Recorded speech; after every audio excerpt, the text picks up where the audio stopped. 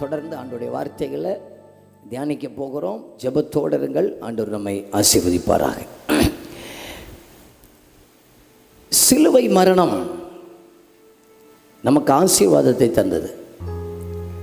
இன்னொரு பக்கத்தில் சிலுவை மரணம் எனக்கு சில பாடங்களை கற்றுக் கொடுத்தது. சிலுவை மரண பரியந்தமும் இயேசுவை விட்டு பிரிக்கவே முடியாத நேரம் இருக்கிறது போல 3-4 காரியங்களை டைம் இருக்கிறது போல கரெக்டாக 1 மணிக்கு முடிச்சிடுவேன். உங்களோடு கூட பேசி நான் கடந்து செல்கிறேன். எல்லாரும் என்ன கவனிகள். திரும்ப சொல்லுகிறேன். சிலுவை மரணம் எனக்கு சில பாடங்களை கற்றுக் கொடுக்கிறது. மரண பரியந்தம் இயேசுவை விட்டு பிரிக்கவே முடியாத காரியங்கள். சிலுவை மரணம் என்பது ரொம்ப கொடூரமான ஒரு காரியம். இயேசுவோ தலையிலே முள்கிரீடம் சூட்டப்பட்டவராக, கை கால்களில் ஆணிகள் அடிக்கப்பட்டவராக, முதுகெல்லாம் சாட்டையினால் கிழிக்கப்பட்டவராக, அழகற்றவராக, சௌந்தரியமற்றவராக நின்று கொண்டிருக்கிற இயேசு எனக்கு கற்றுக் கொடுக்கிற ஒரு 4 காரியங்களை உங்களுக்கு சொல்லி, அதே காரியத்தை செய்வதற்கு எனக்கும் கர்த்தர் கிருபை தர வேண்டும் என்று அதை வாங்கி கொண்டு அந்த கிருபையை இன்னைக்கு தேவ சமூகத்திலிருந்து கேட்டுக்கொண்டு போவதற்கு ஆண்டவர் நமக்கு கிருபை தருவாராக. நம்பர் 1, ஒரு வசனத்தை நான் சொன்னால் எல்லாரும் பைபிளை திறக்கணும், எல்லாரும் சேர்ந்து வாசிக்கணும். ஒருவேளை உங்களுக்கு எடுக்கிறதுக்கு கஷ்டமாக இருந்துச்சுன்னா இந்த டிஸ்பிளே பார்த்தாவது நீங்கள் கண்டிப்பாக வாசித்திருங்க. முதலாவது பிலிப்பியருக்கு எழுதின நிருபத்தை எடுத்துக்கொள்ளுங்கள். பிலிப்பியருக்கு எழுதின நிருபம் 2வது அதிகாரம் 6, 7, 8 வசனங்களை நமக்கு சேர்ந்து வாசிப்போம். பிலிப்பியர் 2வது அதிகாரம் 6, 7, 8 பக்கம் 271 வாசிங்க. அவர் தேவனுடைய ரூபமாயிருந்தும் தேவனுக்கு சமமாயிருப்பதை கொள்ளையாடின பொருளாக எண்ணாமல் தம்மை தாமே வெறுமையாக்கி அடிமையின் ரூபம் எடுத்து மனுஷர் சாயலானார். அவர் மனுஷ ரூபமாய் காணப்பட்டு மரணபரியந்தம், அதாவது சிலுவையின் மரணபரியந்தமும் கீழ்ப்படிந்தவராகி தம்மை தாமே தாழ்த்தினார். நம்பர் 1, மரணம் வரை தன்னை தாழ்த்தினார். எல்லாரும் சொல்லுங்க, மரணம் வரை தாழ்த்தினார். கொஞ்சம் கூட மெதுவாக சொல்லி பாருங்க, மரணம் வரை தன்னை தாழ்த்தினார். அப்போ கொஞ்சம் சத்தமாக சொல்லி பாருங்க, மரணம் வரை தன்னை தாழ்த்தினார். சரி, அப்போ 1வது இயேசுடைய சிலுவை மரணத்திலிருந்து நம்ம கற்றுக் கொடுக்கிற பாடம் என்னவென்றால், மரணம் வரை அவர் தாழ்மை என்கிற பாடத்தை கற்றுக் கொடுக்கிறார். என்ன கவனிங்க, இன்னைக்கு ஆரம்பத்தில் தாழ்மையில் தொடங்குவாங்க மக்கள், ஆனால் முடிவு மேட்டிமையிலே கொண்டு போய் முடித்து விடுவார்கள். இயேசு கிறிஸ்துவுடைய ஊழியத்தில் அல்ல, பிறப்பிலிருந்தே அவர் தன்னை தாழ்த்தினதை, மரணம் வரைக்கும் தாழ்த்தினதை நான் உங்களுக்கு 2 நிமிஷத்தில் டக்குன்னு சொல்லிடுறேன். தேவனுக்கு சமமாக இருப்பதை கொள்ளையாடின பொருளாக எண்ணாமல், ஒரு சத்திரத்தில் இடமில்லாமல் ஒரு முன்னணையில் பிறக்கிற அந்த பிறப்பிலே தன்னை தாழ்த்தினார். தன்னுடைய 12வது வயதில் அத்தனை பேரை விட பயங்கரமான கேள்வித்திறன் இருந்தது. அறிவு இருமாப்பை உண்டாக்குமான பைபிள் சொல்கிறது. அவருக்கு அவ்வளவு ஞானம் இருந்தது. 12 வயதில் அதிகாரிகள், வேத பாரகர்கள் எல்லாம் பதில் சொல்ல முடியாத அளவுக்கு அவருக்கு அனந்த ஞானமுடையவராக இருந்தார். இருமாப்பு என்பது அவரிடத்தில் இல்லை. 30வது வயதில் யோவான் ஸ்நாபகருடைய கையின் கீழிலே போய் ஞானஸ்நானம் பெறுகிறார். நம்ம இருந்தா என்ன சொல்லுவோம், நான் தேவகுமாரன் வந்திருக்கிறேன், யோவானே நீ வேணானா எனக்கு வந்து ஞானஸ்நானம் கொடுன்னு சொல்லியிருப்போம். ஆனால் இவர் யோவான் ஸ்நாபகனை தேடி போய் ஞானஸ்நானம் பெறுகிறார். நமக்கு இன்னைக்கு ஞானஸ்நானம் பெறுன்னு சொன்னால் அது கண்டிப்பாக எடுக்கணுமா அப்படின்னு சிலருக்கு. ஞானஸ்நானம் எடுக்கலைன்னா என்ன ஆகும்? நான் என்னட்ட இப்போ யாராவது கண்டிப்பாக ஞானஸ்நானம் எடுக்கணுமான்னு கேட்டால் நான் வேண்டான்னாகன்னு சொல்கிறது.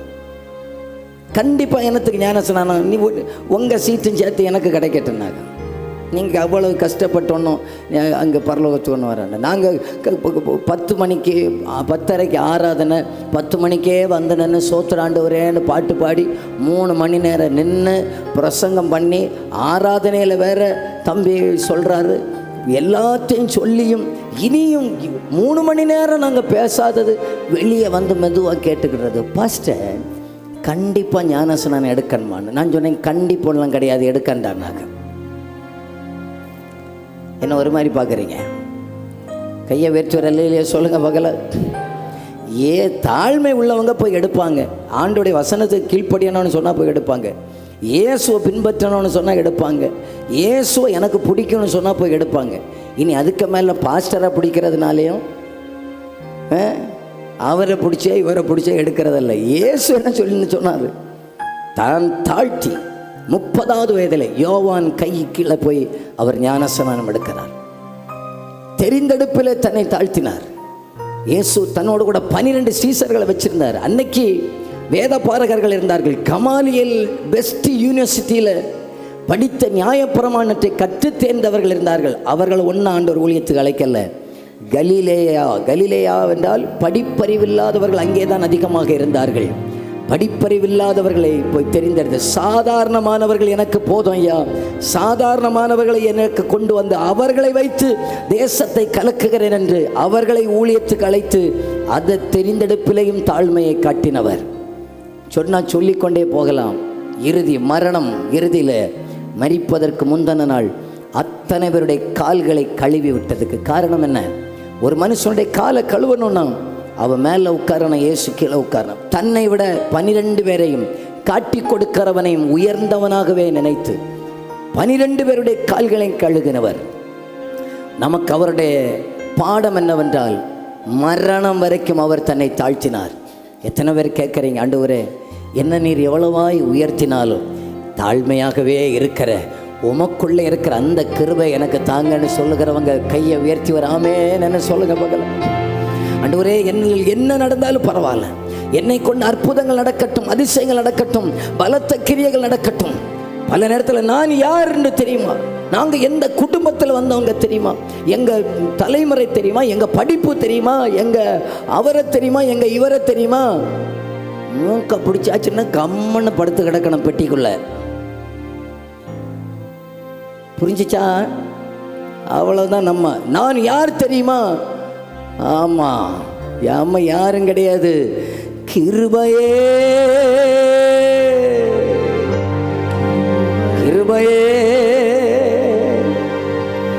மாறாத நல்ல சொல்லுங்க பார்க்கலாம். கிருபையே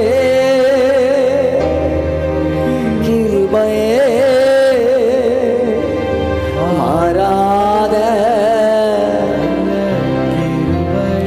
ஆண்டவர்கிட்ட என் கேட்கணும், கர்த்தாவே தாழ்மையில ஓட்டத்தை தொடங்கி தாழ்மையிலே முடிக்கிறதுக்கு எனக்கு கிருபை தாங்கன்னு சொல்றாங்க. அந்த வலது கரத்தை உயர்த்தி ஒரு ஜெபமாக கேளுங்க. தாழ்மை உள்ளவரிடம் தங்கிடுதே கிருபை, வாழ்நாளெல்லாம் அது போதுமே, சுகமுடன் தம்பலமுடன் சேவை செய்ய கிருபை மே, சேவை செய்ய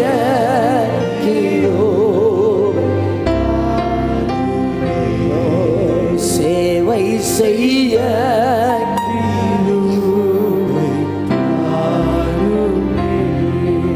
என் கர்த்தருக்கு எந்த மனுஷனையும் பயன்படுத்த முடியுங்க, எந்த மனுஷனையும் பயன்படுத்த முடியும்.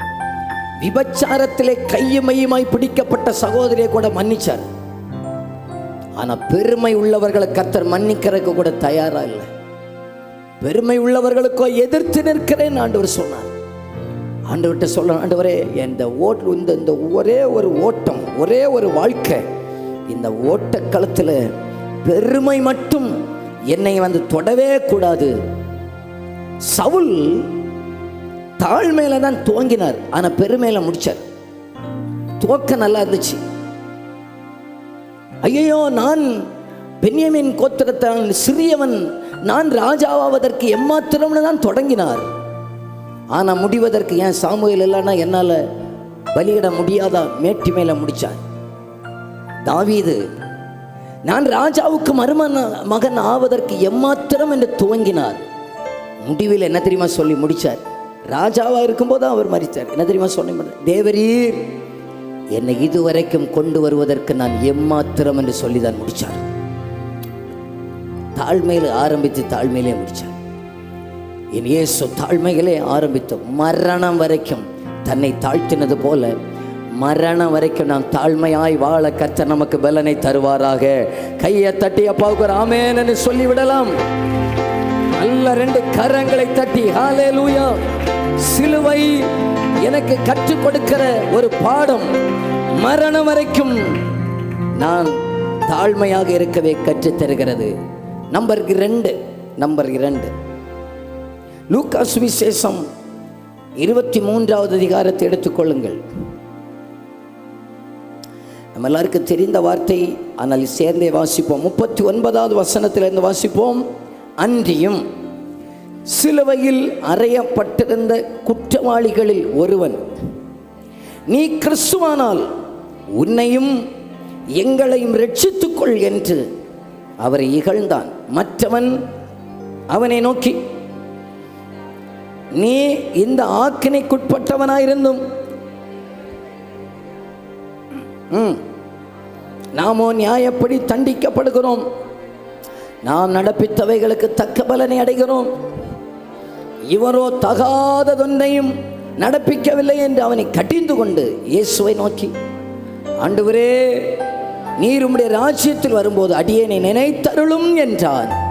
இயேசு அவனை நோக்கி, இன்றைக்கு நீ என்னுடனே கூட பரதேசியில் இருப்பாய் என்று மெய்யாகவே சொல்லுகிறேன். என்ன கவனிங்க, இயேசுவோடு கூட 2 பேர் சிலுவையில் அறையப்பட்டாங்க இல்லையா? எல்லாரும் நான் கேட்குற கேள்விக்கு பதில் சொல்லுங்க. இயேசுவோடு கூட எத்தனை பேர் சிலுவையில் அறையப்பட்டாங்க? 2 பேருடைய பேரை சொல்லுங்க பார்க்கலாம். 2 பேருடைய பேரை சொல்லுங்க பார்க்கலாம். யாருக்கும் தெரியாதா? எனக்கும் தெரியாது. ஆனால் மற்றவன் இருக்கு ஒருத்தனுக்கு பேர் குற்றவாளிகளில் ஒருவன், இன்னொருத்தனுக்கு பேர் மற்றவன். இருக்கா உங்கள் பைபிளில்? அப்படி தானே இருக்கு. 40வது மற்றவன் அவனை நோக்கி. ஒருவேளை நம்ம ஒரு காரணம் இருந்திருப்பானோ மற்றவன். சரி, மற்றவன் 39வது வசனத்தில் அறையப்பட்டிருந்த குற்றவாளிகளில் ஒருவன்.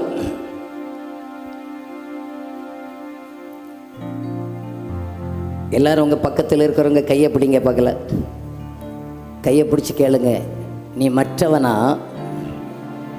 அல்ல மற்ற ஒருவனா? ஆமாம். இன்னும் சிலருக்கு புரியல, என்ன சொல்கிறதுனே தெரியாமல் இருக்கிறாங்க.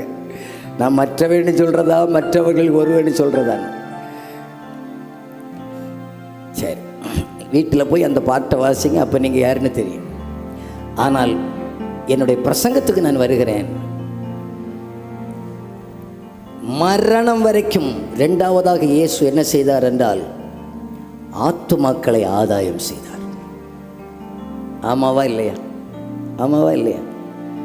மரணம் வரைக்கும் சிலுவையில் நிற்கிறதான நேரத்தில் ஒருத்தன் கேட்குறான், ஆண்டவரே, உம்முடைய ராஜ்யத்தில் வரும்போது என்னை நினைத்து கொள்ளும். நம்மன்னா என்ன சொல்லுவோம்? டேய், நானே நிற்கிற அவசரம் உனக்கு தெரியுமாடா, இப்போ என்கிட்ட என்னடா கேட்குற அப்படின்னு கேட்டு அவனை திட்டியிருப்போம். என் ஆண்டவருடைய இருதயத்தின் ஆழம், அவருடைய ஒவ்வொரு அசைவும் அழிந்து போகிற ஆத்துமாக்கள் மேலேயே இருந்தது.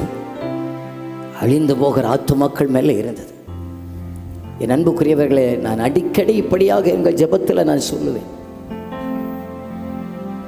போன 2023 வருஷத்தில் ஜனவரி மாதம் 1ஆம் தேதியிலிருந்து டிசம்பர் 31ஆம் தேதி வரைக்கும் எல்லா நாளும் இந்த இடத்துல ஜெபம் நடந்தது. இன்றைக்கு 2024 வருஷத்தில் இன்று வரைக்கும் அந்த ஜெபம் தொடர்ந்து கொண்டே இருக்கிறது. யாரோ சிலர் இந்த இடத்துல வந்திருந்து, அதற்காக நாங்கள் மக்களை நியமித்திருக்கிறோம், வந்திருந்து அனுதினமும் ஜெபிக்கிறார்கள். எங்களுக்கு காசு தாங்கன்னு கேட்கல, எங்களுக்கு பணம் தாங்கன்னு கேட்கல. ஒரே ஒரு காரியத்துக்காக எங்கள் மக்கள் கதறுகிறார்கள். அது என்னவென்றால், எங்கள் கண்கள் காண எங்கள் சுற்று வட்டாரத்தில் கர்த்தர் ஒரு எழுப்புதலை தந்து தான் ஆக வேண்டும், ஒரு ரட்சிப்பை தந்து தான் ஆக வேண்டும். நாங்களும் 10ஓடு கூட 11ஆவதா ஒரு சர்ச்சை, ஒரு பிரேயர் ஹாலை உண்டாக்கணும் என்பதல்ல. எங்களுடைய ஆசையெல்லாம், எங்களுடைய ஏக்கமெல்லாம், எண்ணமெல்லாம் ஒரே ஒரு காரியம். நாங்கள் இந்த இடத்துல வாங்கி வச்ச இந்த ஏசு வரும்போது பரலோகத்து வராது, இந்த மைக் வராது, இந்த ஸ்பீக்கர் வராது, இந்த கீபோர்டு வராது, இந்த மிக்சர் வராது, இது ஒன்றுமே பரலோகத்து வராது. இந்த இடத்துல இருந்து ஆராதித்து கொண்டிருக்கிற ஆத்துமாக்கள் நீங்கள் அத்தனை பேரும் பரலோகத்துக்கு வந்து தான் ஆக வேண்டும். உங்களை கொண்டு போவதற்காக தான் கர்த்தர் எங்களை வைத்திருக்கிறார். நம்புகிறவங்க கையை தட்டி ஒரு ஆமென் சொல்லுங்க பார்க்கலாம். நல்ல 2 கையை தட்டி ஹல்லேலூயா. பாருங்க, நீங்க இந்த ஒரு ஆயுசில் என்னன்னாலும் சம்பாதிக்கலாம். நீங்க நல்லா சம்பாதிங்க, உங்களுக்காக ஜெபிக்கிறோம், சம்பாதிங்க. அவை எல்லாவற்றையும் விட ஆத்துமாக்களை சம்பாதியுங்கள். மரணம் வரைக்கும், அந்த மரிக்கிற அந்த நேரத்திலையும் சில ஆத்துமாக்கள் மேல கரிசனை உள்ள ஒரு தெய்வம் மரணம் வரை ஆத்துமாதாயம் செய்தார். மரணம் வரைக்கும் மற்றவர்களுக்கு ராஜ்யத்துக்குரியதை காட்டினார். அந்த கள்ளனை போல நாம் அண்ணா, டே போடா, நீ ஏன் ஒரு கள்ளன், போடா நரகத்துக்கு சொல்லியிருப்போம். ஆனால் எந்த கள்ளன், அவன் பேர் கூட இல்லைங்க பைபிளில், எந்த கள்ளனாகட்டும் அந்த மனுஷனை எப்படியாவது மன்னித்து, எப்படியாவது பரிசுத்தப்படுத்தி, எப்படியாவது அவனை போட்டு உடைச்சி உருவாக்கி அந்த ராஜ்யத்தில் கொண்டு வர வேண்டும் என்கிற விருப்பமுடைய ஒரு கர்த்தரை நம்ம சொந்த இரட்சகராக ஏற்றுக்கொண்டிருக்கிறபடினால எந்த கள்ளனை, சமுதாயத்தில் புறம்பாக்கப்பட்டவர்களை ஆண்டவர் இன்றைக்கும் நேசிக்கிறார். அவர்களுக்கும் நாம் நற்செய்தியை அறிவித்து நித்திய ராஜ்யத்தில் கொண்டு வருகிற பொறுப்பு நம்ம மேல இருக்கிறது, நம்ம மேல இருக்கிறது. நீங்க நல்லா படிங்க, நல்ல சம்பாதிங்க. ஆனால் இதில் ஒரு காசு உங்க கூட பரலோகத்துக்கு வராதையா. நமக்கு இந்த சிலுவை தியான கூட்டத்தில் வந்திருக்கிறவங்க அத்தனை பேருக்குள்ளேயும் உள்ளத்திலே ஒரு தாக்கம் உண்டாகட்டும். நான் யாரை ஆராதிக்கிறேன்? சிலுவையிலே வைத்தும் ஒருவரை நித்திய ராஜ்யத்தில் கொண்டு வந்த இயேசுவை சொந்த இரட்சகராக ஏற்றுக்கொண்டபடினால, ஆண்டவரே நான் நாளைக்கு சாகிறேன்னு சொன்னான். இன்னைக்கும் சில ஆத்துமாக்களை ஆதாயம் பண்ணுவதற்கு எனக்கு கிருபை தாங்கன்னு கேட்கிறவங்க யாராவது இருக்கிறீங்களா? அவங்க கையை உயர்த்தி ஒரு ஆமேன்னு சொல்லுங்க பார்க்கலாம். அவங்க கரங்களை உயர்த்தி ஒரு ஆமேன்னு சொல்லுங்க பார்க்கலாம். இப்படி ஆசைப்படுங்க. ஆண்டவரே நான் காரணம், சிலர் பரலோகத்தில் இருக்கணும். ஆண்டவரே நான் காரணம், சிலர் பரலோகத்தில் இருக்கணும். ஆண்டவரே சிலருக்காக நான் இயேசுவை பற்றி சொல்லிடுறேன். ஆண்டவரே என்னை ஜீவனோடு வைத்திருக்கிற ஒரு பெரிய ஒரு நோக்கம் என்னவென்றால், சில கள்ளர்களையும் நித்திய ராஜ்யத்துக்கு பாத்திரவான்களாக மாற்றணும். ஆண்டவரே நம்ம இன்னைக்கும் சொல்லிகிட்டே இருக்கிறோம். மற்ற கள்ளன் சிலுவையில் தொங்கினானே அவன் அந்த கள்ளன்னு சொல்கிறேன் இல்லையா, சொல்கிற அவன் பரலோகத்தில் இருப்பான். அக்கா நீங்கள் இருப்பீங்களா? என்ன ஒரு மாதிரி பார்க்குறீங்க?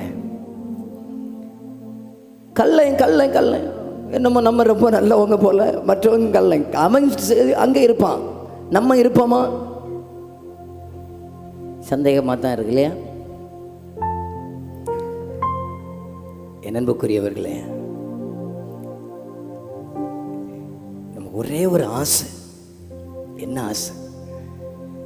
சிலரை ஆகிலும் ஆதாயப்படுத்துவதற்கு என்ன பயன்படுத்த மாட்டார். சிலரை ஆகிலும் அக்கினியிலிருந்து இழுத்து விடுவதற்கு என்ன நீங்க பயன்படுத்த மாட்டவர். அப்படியே 2 கைகளை விரித்து என்ன பயன்படுத்துங்கன்னு கேளுங்க பார்க்கலாம்.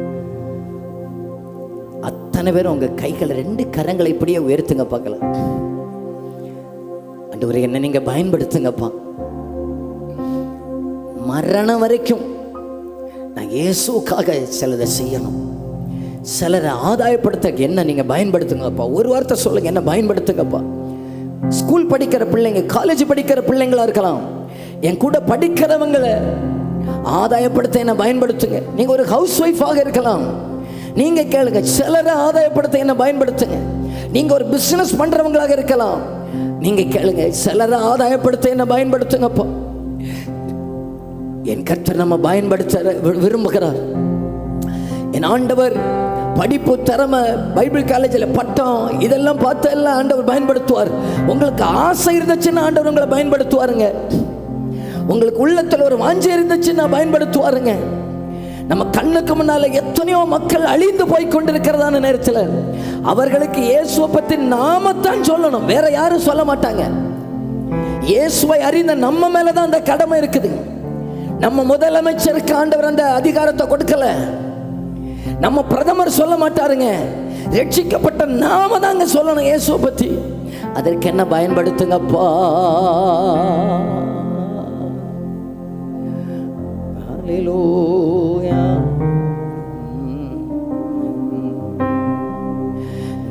எஜமானனே,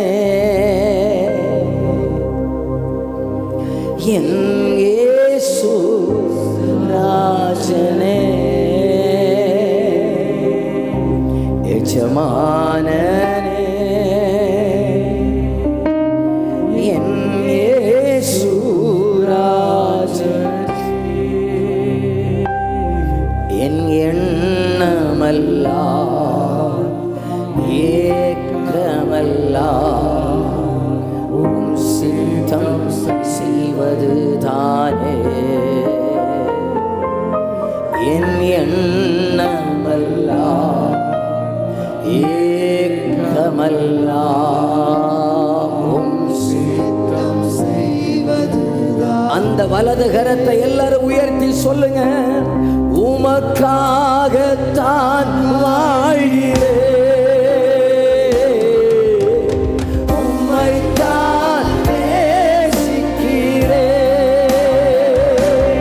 ஐயா, உமக்காக எல்லாரும் ஜெபமாக, உம்மைத்தான் நேசிக்கிறேன்.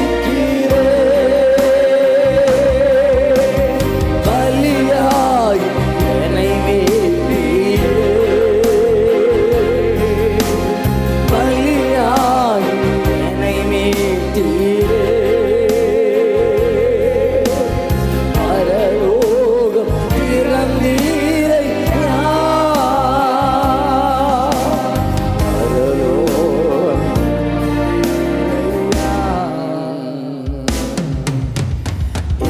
எஜமானனே,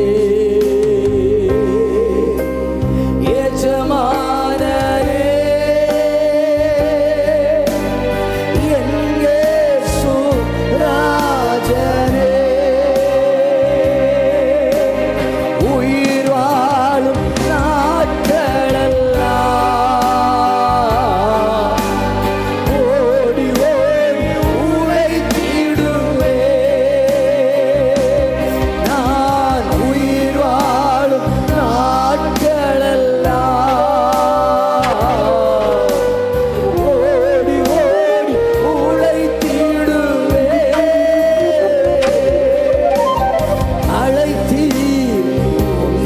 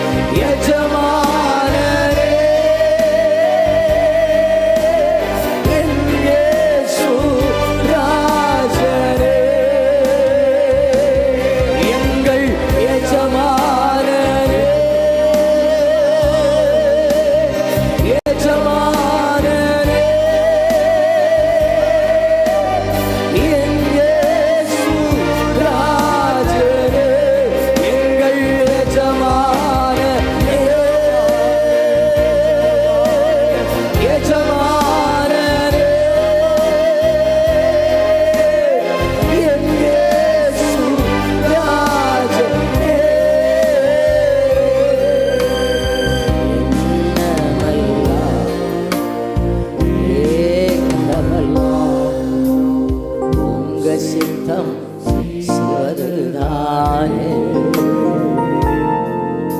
என்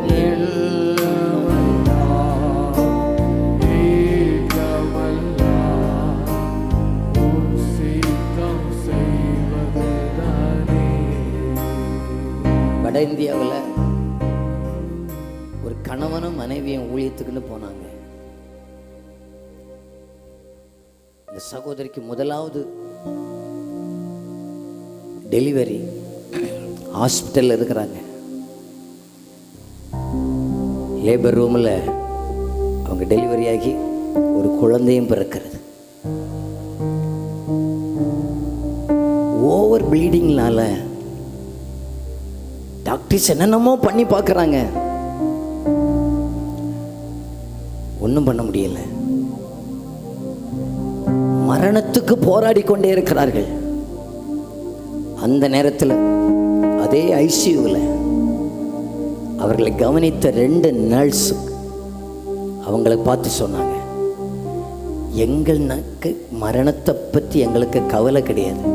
ஏன் கவலை இல்லைன்னா, நாங்கள் இயேசுவை சொந்த ரட்சகராக ஏற்றுக்கொண்டிருக்கிறதுனால நான் இந்த ஐசியூவில் இந்த பெட்டில் இருந்து செத்து போனேன், என் கண்ணை மூடிட்டா கூட நான் நித்திய ராஜ்யத்தில் போய் தான் கண்ணை திறப்பேன்.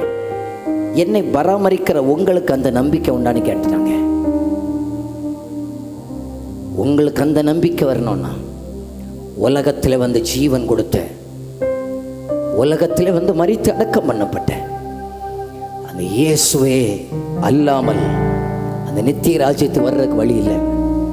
உயிருக்கு போராடுறதான நேரத்தில் சில நாட்களில் அந்த சகோதரி மரித்து போனார்கள்.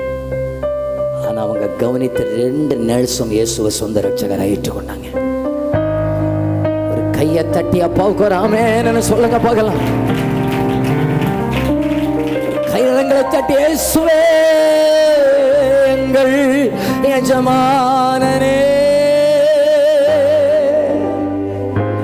எஜமானனே, என் இயேசு ராஜனே, எங்கள் எஜமானனே, எஜமானனே.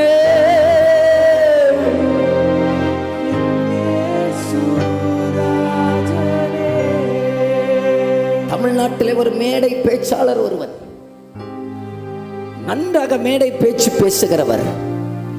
அவர் என்ன தெரியுமா சொன்னார்? ஐயா, நீங்க என்ன விரும்புகிறீர்கள் என்று கேட்டபோது அவர் சொன்னார், நான் யாதோ ஒரு மேடையில் பேசி கொண்டிருக்கும் போதே விழுந்து மரிக்க வேண்டும் என விரும்புகிறேன் என்று சொன்னார். நான் அப்பொழுது இப்படி உள்ளத்தில் நினைத்தேன், ஒருவர் வாழ்நாளெல்லாம் அவர் பேச்சையே விரும்பினவர், நான் பேசி கொண்டிருக்கும் போதே விழுந்து மரிக்க வேண்டும் என அவர் விரும்புவாரே, ஆனால் உண்மையான ஒரு தேவ பிள்ளை அதை விட விரும்ப வேண்டும், நான் சில ஆத்துமாக்களை ஆதாயம் பண்ணி கொண்டே மரிக்க வேண்டும், சிலரை நித்தியத்தில் மரணம் வரைக்கும் கொண்டு வந்து சேர்க்கணும்னு விரும்பினீங்கன்னா கையை தட்டி, அப்பா என்ன நீங்க பயன்படுத்திடுங்கப்பா, என்ன நீங்க பயன்படுத்திடுங்கப்பா, சிலருக்காவது என்ன நீங்க பயன்படுத்திடுங்கப்பா, என்ன நீங்க பயன்படுத்திடுங்கப்பா, என்ன நீங்க பயன்படுத்திடுங்கப்பா. நீங்க யாரா வேணாலும் இருக்கலாங்க, உங்களை கர்த்தருக்கு பயன்படுத்த முடியும். எந்த ஜாதியாக இருக்கலாம், எந்த தாழ்த்தப்பட்டவர்களாக இருக்கலாம், எந்த படிப்பறிவு இல்லாதவர்களாக இருக்கலாம், எந்த வசதி இல்லாதவர்களாக இருக்கலாம். அன்றைக்கு கலிலேயர்களை தெரிந்தெடுத்து பயன்படுத்தின ஆண்டவர் இன்றைக்கு கர்த்தர் நம்மை தேடி வருகிறார். நமக்கு அதே ஆசையாக மாறட்டும். மரணம் வரை ஆத்துமாக்களை ஆதாயம் செய்தார். நம்பர் 1, இயேசு எனக்கு கற்றுக் கொடுக்கிற பாடம் சிலுவையில் இருந்து மரணம் வரை தன்னை தாழ்த்தினார். நம்பர் 2, மரணம் வரைக்கும் ஆத்துமாக்களை ஆதாயம் செய்கிறார். நம்பர் 3, அப்படியே மார்க்கு சுவிசேஷத்தில் வாருங்கள். மார்க்கு சுவிசேஷம் 15வது அதிகாரம் 33, 34வது வசனம். 6ஆம் மணி நேரம் முதல் 9ஆம் மணி நேரம் வரைக்கும் பூமி எங்கும் அந்தகாரம் உண்டாயிற்று. 9ஆம் மணி வேளையில் நேரத்தில் இயேசு ஏலோயி ஏலோயி லாமா சபக்தான் என்று மிகுந்த சத்தமிட்டு கூப்பிட்டார். அதற்கு என் தேவனே என் தேவனே ஏன் என்னை கைவிட்டீர்? இயேசு சொன்ன 4வது வார்த்தையாக இது. ஏன் 33வது வசனத்தில் 6ஆம் மணி நேரம் முதல் 9ஆம் மணி நேரம் வரைக்கும் பூமி எங்க அந்தகாரமாய் உண்டாயிற்று, அவ்வளோத்தையும் சொல்றதுக்கு ஒரு வசனம் ஏன் எடுக்கப்பட்டிருக்கிறது? இப்போ எல்லாரும் என்ன கவனிங்க, எல்லாரும் என்ன கவனிங்க. 6ஆம் மணி நேரம் 9ஆம் மணி நேரம்னா எத்தனை மணி என்ன தெரியுமா? நம்ம கணக்கில் டைம் என்ன தெரியுமா? எல்லாரும் என்ன கவனிங்க, நான் உங்களுக்கு டைம் சொல்லித்தரேன். 3ஆம் மணின்னா எப்படி கணக்கு பார்க்கணுன்னா, அவர்கள் நேரத்தை 2ஆக பிரிச்சிருப்பாங்க. காலையில் 6 மணி முதல் சாயங்காலம் 6 மணி வரைக்கும் பகல் என்றும், அப்புறம் சாயங்காலம் 6 மணிலேருந்து காலையில் 6 மணி வரைக்கும் இரவு என்று பிரித்திருப்பார். இப்போது 6 அப்படின்னு தொடங்கணும். 6 + 3வது மணி வேலைன்னா 6 + 3, அப்போ எத்தனை மணி? 9 மணி. 6ஆம் மணி வேலைன்னா 6ஆம் மணி வேலைன்னா என்ன சொல்லுங்க? நீ லாக்டவுனில் தானே பாஸ் ஆன? லாக்டவுனில் பாஸ் ஆனவங்களுக்கு தான் கணக்கில் வீக்காக இருப்பாங்க.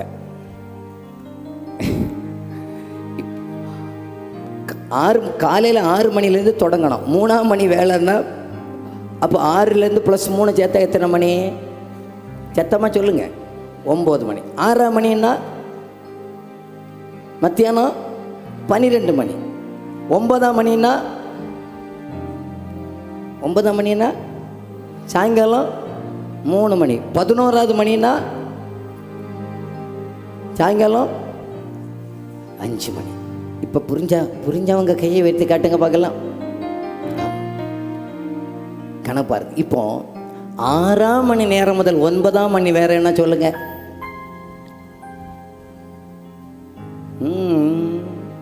மத்தியானம் 12லேருந்து சாயங்காலம் 3 மணி வரைக்கும்.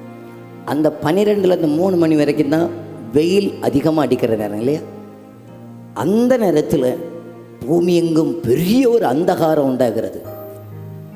4வது வார்த்தை, 4வது வார்த்தைக்கு இடைப்பட்ட நேரத்தில் 6ஆம் மணி 12லேருந்து 3 மணி வரைக்கும் கர்த்தர் எதையுமே பேசலை. 7 வார்த்தையை 2ஆக பிரிச்சுருவோமா? முதல் 3 வார்த்தை இந்த மத்தியானம் 12 மணிக்கு மேலத்துக்கு முன்னால் சொல்லி முடிச்சிட்டார். அடுத்த 4 வார்த்தையை சாயங்காலம் 3 மணிலேருந்து சீக்கிரத்தில் சொல்லி முடிச்சிட்டார். முதல் 3 வார்த்தை மற்றவர்களுக்கு, இவர்களுக்கு மன்னி, அதோ உன் தாய், அதோ உன் மகன், இன்றைக்கு நீ என்னுடனே கூட. மற்றவர்களுக்கு முதல் 3 வார்த்தை. அடுத்த 4 வார்த்தை தனக்கு, என் தேவனே என் தேவனே ஏன் என்னை கைவிட்டீர், தாகமாக இருக்கிறேன், உம்முடைய கைகளில் நான் ஆவியை ஒப்பு கொடுக்கிறேன், முடிந்தது. இது தனக்கு. அந்த 4 வார்த்தையை ரொம்ப ஸ்பீடாக சொல்லிட்டார். முதல் 3 வார்த்தையை கொஞ்சம் போட்டு சொன்னார். 4வது வார்த்தையை தான் சொல்றாரு, ஏலோயி ஏலோயி லாமா. அதற்கு என் தேவனே என் தேவனே ஏன் என்னை கைவிட்டீர். இப்போ எல்லாரும் என்ன கவனிங்க, மரணம் வரைக்கும் இயேசு தேவ பிரசன்னத்திலே வாழ்ந்தார். ஏன்னு சொல்றேன், இப்போ அலறார், என் தேவனே என் தேவனே ஏன் என்னை கைவிட்டு.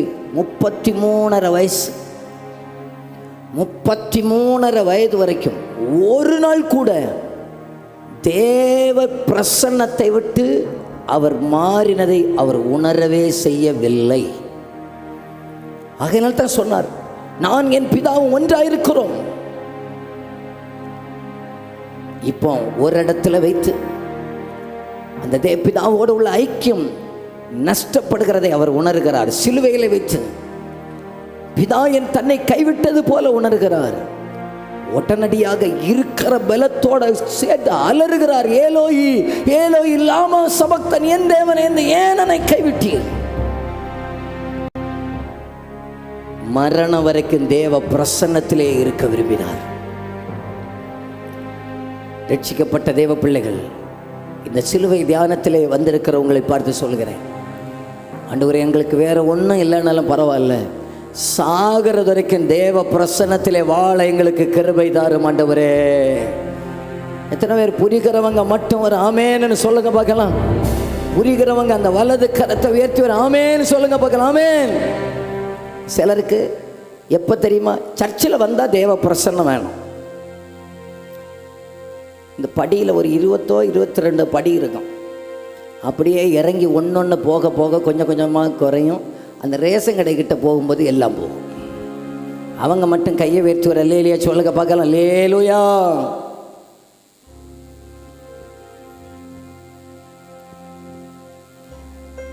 அதுக்கப்புறம் திங்கக்கிழமை ஆச்சுன்னு வச்சுக்கிடுங்க. திங்கள், செவ்வாய், புதன், வியாழன், பின்ன ஞாயிற்றுக்கிழமை வந்து உட்கார்ந்த உடனே கொட்டாய் தான் வரும். கொட்டாய் வந்து ஐயோ கையை நீட்டலாமா, காலை நீட்டலாமா, வாட்சை பார்க்கலாமா, கிளாக்கை பார்க்கலாமா, இங்கே வந்து தூங்கலான்னு பார்த்தா வாய்ப்பே கிடையாது. கையை உயர்த்தி வர லேலியா சொல்லுங்க பார்க்கலாம். நல்ல சத்தம் வர லேலியா சொல்லுங்க பார்க்கலாம். எல்லாரும் பக்கத்தில் இருக்கிறவங்க கையை பிடிங்க. பக்கத்தில் இருக்க கையை பிடிச்சி அவங்க கண்ணை பார்த்து கேளுங்க, தூக்கம் வருதான்னு.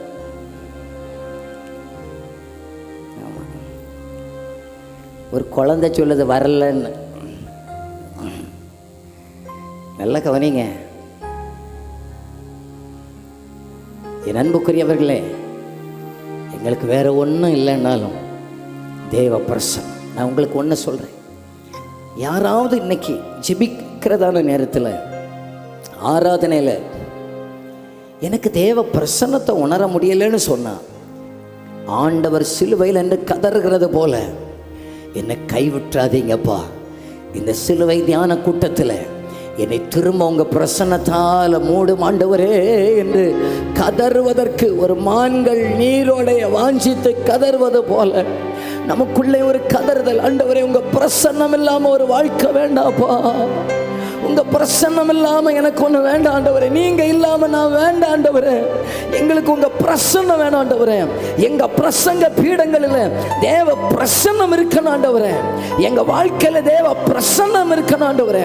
எங்கள் ஆராதனையில் தேவ பிரசன்னம் இருக்கணும் ஆண்டவரே. இந்த தேவ பிரசன்னத்துக்குள்ள மட்டும் நம்ம இருந்தா எந்த சத்துருவும் நம்மை தொடுவதற்கு கர்த்தர் அனுமதிக்கவே மாட்டார். அந்த தேவ பிரசன்னத்திலே வாழுகிற ஒரு மனிதனுடைய ஆராதனையை பார்த்தா தெரியும். தேவ பிரசன்னத்தில் இருக்கிற ஒரு மனிதனுடைய வாயிலிருந்து வருகிற சோத்திரத்தை பார்த்தால் தெரியும். தேவ பிரசன்னத்திலே வாழுகிற ஒரு மனிதனிடத்தில் கையை தட்ட பார்த்தா தெரியும். அவர்கள் இங்கே வந்து ஜெபிக்க ஆரம்பிக்கிறத பார்த்தா தெரியும். தேவ பிரசன்னத்திலே இருக்கிறவர்களை பார்த்தால் தெரியுங்க. இன்னைக்கு ஒருவேளை தேவ பிரசன்னத்தை இழந்து போயிருப்பீர்களே, ஆனால் நான் சாகிறது வரைக்கும் அந்த கிறிஸ்துவுக்குள்ளேயே நான் வாழ விரும்புகிறேன்னு சொல்லுகிறவங்க மட்டும் உங்கள் வலது கரத்தை உயர்த்துங்க, காட்டுங்க பார்க்கலாம். உங்கள் வலது கரத்தை உயர்த்துங்க பார்க்கலாம். உங்கள் வலது கரத்தை உயர்த்தி அந்த கையை உயர்த்துறவங்க கொஞ்சம் நல்லா உயர்த்துங்க பார்க்கலாம். நல்லா உயர்த்தி கண்ணை மூடி கேளுங்க பார்க்கலாம். ஏசப்பா என்ன உங்கள் பிரசன்னத்தால் நிரப்புங்க ஆண்டவரே. என்ன உங்கள் பிரசன்னத்தால் நிரப்புங்கப்பா. உங்கள் பிரசன்னம் தான் எனக்கு முகவரி. உங்க பிரசன்னம் தான் கேளுங்க கேளுங்க. ஒரு ஜெபமா கேளுங்க. ஆண்டவரே உங்க பிரசன்னம் எனக்கு தாங்க ஆண்டவரே. நான் ஒருவேளை தேவ மகிமையை இழந்து, தேவ பிரசன்னத்தை இழந்து இந்த காலை வேளையில் இந்த குட் ஃப்ரைடே ஆராதனையில் இருப்பேனே, ஆனால் நான் இந்த இடத்தை விட்டு போகும்போது தேவ பிரசன்னம் இல்லாம போகவே கூடாதப்பா.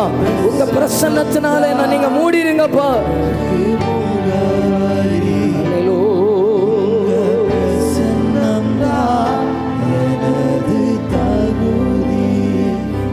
அப்படி ரெண்டு கரங்களை விரித்து சொல்லலாமா? நீர் இல்லாமல் நான் இல்லையே, நீர் சொல்லாமல் உயர்வு இல்லையே. நீர் இல்லாமல் நான் இல்லையே, நீர் சொல்லாமல் ஒரு முறை கூட நீங்க மட்டும் சொல்லுங்க. நீர் இல்லா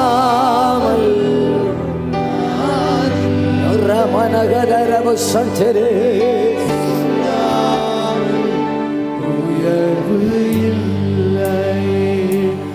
உங்க பிரசன்னம்தான் எனக்கு முகவரி.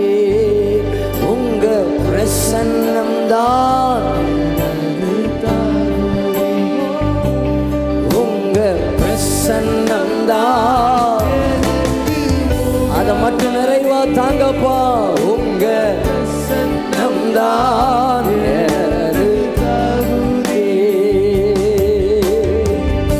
அழைத்த நாள் முதல் இதுவரை என்னை விலகாத வாக்கு தத்தம் பிரசன்னமே. உடைந்த நாட்களில் கூடவே இருந்து சுகமாக்கும் மருத்துவம் பிரசன்னமே. விலை போகா என்னையும் மலை மேலே நிறுத்தி அழகு பார்ப்பதும் பிரசன்னமே. விலை போகா என்னையும் மலை மேலே நிறுத்தி அழகு பார்ப்பதும் பிரசன்னமே. உங்க பிரசன்னம்தான் எனக்கு முகவரி. உங்க பிரசன்னம்தான், உங்க பிரசன்னம்தான் எனக்கு முகவரி. உங்க பிரசன்னம்தான் நீங்க மட்டும் சொல்லுங்க. உங்க பிரசன்னம்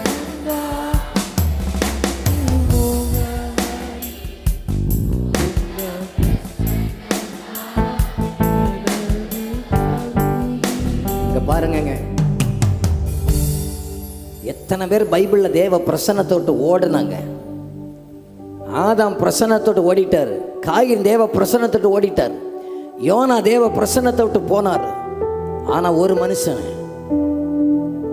தாவீது என்கிறவர் உங்க சமூகத்தை விட்டு என்ன தள்ளிடாதீங்கப்பான்னு கதறினார். மோசே சொன்னார், உங்க சமூகம் இல்லாத ஒரு பிரயாணம் வேண்டாம் ஆண்டவர் சொன்னார். இன்னைக்கு ஆண்டவர் யாரை தெரியுமா தேடிக்கிட்டு இருக்கிறாரு? ஆண்டவர் எங்களுக்கு ஒன்றும் இல்லைனாலும் பரவாயில்லப்பா, நாங்க உங்க பிரசன்னத்தில் வாழவே விரும்புகிறோம் என்கிறவர்களை ஆண்டவர் தேடிக்கொண்டிருக்கிறார். திரும்ப சொல்றேங்க, இந்த காலை வேளையில வந்திருக்கிற அத்தனை பேரையும் ஒரு தேவ பிரசன்னத்தால கர்த்தர் நம்மை மூட போகிறார். அத்தனை பேரும் தேவ பிரசன்னத்தால நிரப்ப போகிறார். நம்புனீங்க கையை தட்டி ஒரு ஆமென் சொல்லுங்க பார்க்கலாம். அத்தனை பேர் மேலே ஒரு தேவ பிரசன்னத்தால் அவர் நம்மை மூடுவார். எந்த விதத்தில் மரணம் வரையும் தேவ பிரசன்னம் இல்லாத ஒரு வாழ்க்கை வேண்டவே வேண்டாம் ஆண்டவரே. அந்த தேவ பிரசன்னத்திலே வாழுவோமே. ஆனால் அந்த தேவ பிரசன்னம் நம்ம சரியான பாதைகளை நடத்துங்க. யார் வேணாலும் மந்திரவாதம் செய்யட்டும், யார் வேணாலும் குறி சொல்லட்டும், யாருனாலும் பில்லு சூனியம் வைக்கட்டும், தேவ பிரசன்னத்தில் இருக்கிற ஒரு மனிதனை எந்த சத்துருவும் தொடாமல் அவர் காத்துக்கொள்ள வல்லமையுடையவராக இருக்கிறார். நம்பினீங்க கையை தட்டி ஆமென் சொல்லுங்க பார்க்கலாம். நான் தேவ பிரசன்னத்தை வாஞ்சிப்பேன். ஆனால் உலகமோ பாவமோ பிசாசோ என்னை தொட அந்த பிரசன்னம் அனுமதிக்காது. அந்த பிரசன்னம் அனுமதிக்காது. என் பிள்ளைகளே, வாலிபர்களே, நீங்க ஆண்டவர்கிட்ட கேட்க வேண்டியது, ஆண்டவரே எனக்கு உங்க பிரசன்னத்தை மட்டும் தந்துடுங்கப்பா. மரணம் வரைக்கும், சிலுவையில நிக்கிறதான நேரத்தில் வரைக்கும் அந்த தேவனோடு கூட உள்ள தொடர்பு இல்லாம என்னால நிக்க முடியாது.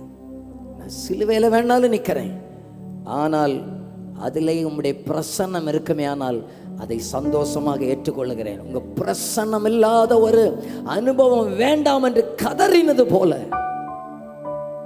ஒரு சங்கீதக்காரர், உங்க சமூகத்தை விட்டு என்ன தள்ளிடாதீங்கப்பா. எல்லாரும் என்ன கவனிங்க. சங்கீதக்காரன் ஒரு ராஜா, சிங்காசனத்தில் அமர்ந்து நாட்டை ஆளக்கூடிய ஒரு ராஜா. நாத்தான் என்கிற தீர்க்கதரிசி வந்து எச்சரிக்கிறார், நீர் தப்பு பண்ணி விட்டீர். அவர் என்ன தெரியுமா கேட்டிருக்கலாம்? இந்த சிங்காசனத்தில் வந்து என்ன தள்ளிடாதீங்கன்னு கேட்டிருக்கலாம். ராஜா என்கிற பட்டத்திலிருந்து என்ன தள்ளிடாதீங்கன்னு கேட்டிருக்கலாம். அவர் எதை தெரியுமா கேட்டார்? எனக்கு சிங்காசனம் பிரச்சனை இல்லை, என் பட்டம் பிரச்சனை இல்லை, என் புகழ் பிரச்சனை இல்லை, என் வேலை பிரச்சனை இல்லை, எனக்கு பிரச்சனையே தேவ சமூகம்தான். அந்த சமூகம் மட்டும் என்னிட்ட வந்து போயிடக்கூடாது. அது மட்டும் போச்சுன்னா என் வாழ்க்கை சோலி முடிஞ்சுது. ஆகையினால கெஞ்சினார், உமது சமூகத்தை விட்டு மட்டும் என்னை தள்ளிடாதீங்க. எனக்கு புரிஞ்சுன்னு சொல்லுகிறவங்க மட்டும் உங்கள் வலது கையை உயர்த்தி காட்டுங்க பார்க்கலாம். அப்படியே கையை கீழே போடுங்க. நான் உங்களை பார்த்து கேட்குறேன். 3 காரியங்கள் சொன்னேன். மரணம் வரை என்ன செஞ்சார்? மரணம் வரைக்கும் 2, மரணம் வரைக்கும் 3 மரணம் வரைக்கும் தேவ பிரசன்னத்தில் இருக்கவே விரும்பினார். இந்த 3 காரியத்தையும் நானும் வாஞ்சிக்கிறேன் என்று சொல்லுகிறவங்க உங்கள் கையை உயர்த்துங்க பார்க்கலாம்.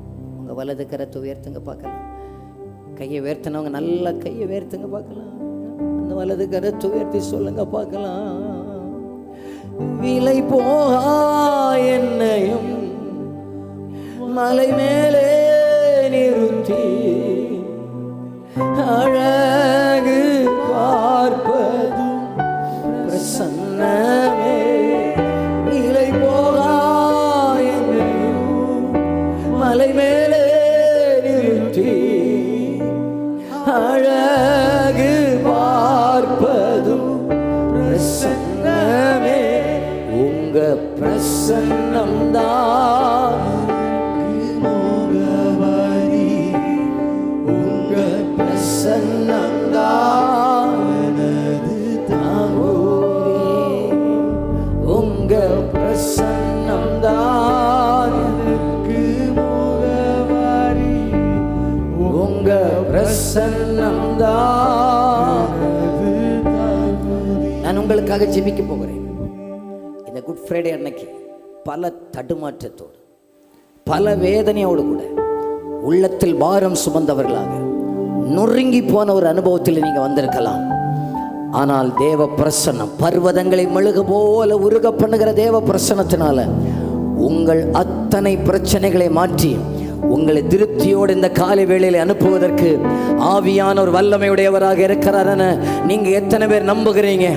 அந்த தேவ பிரசன்னம் என்னை ஆளுகை செய்யுமே ஆனால் என் இருள் மாறும், என் வேதனை மாறும், என் சஞ்சலம் மாறும், என் உள்ளத்தின் பாரம் மாறும்னு சொல்லுகிறவங்க தலைக்கு மேல கையை தட்டி ஒரு ஆமென்னு சொல்லுங்க பார்க்கலாம். என் அத்தனை பிரச்சனைகளையும் தேவ பிரசன்னம் மாற்றும். எல்லாரும் அப்படி எழுந்து நிற்கலாமா? கொஞ்ச நேரம்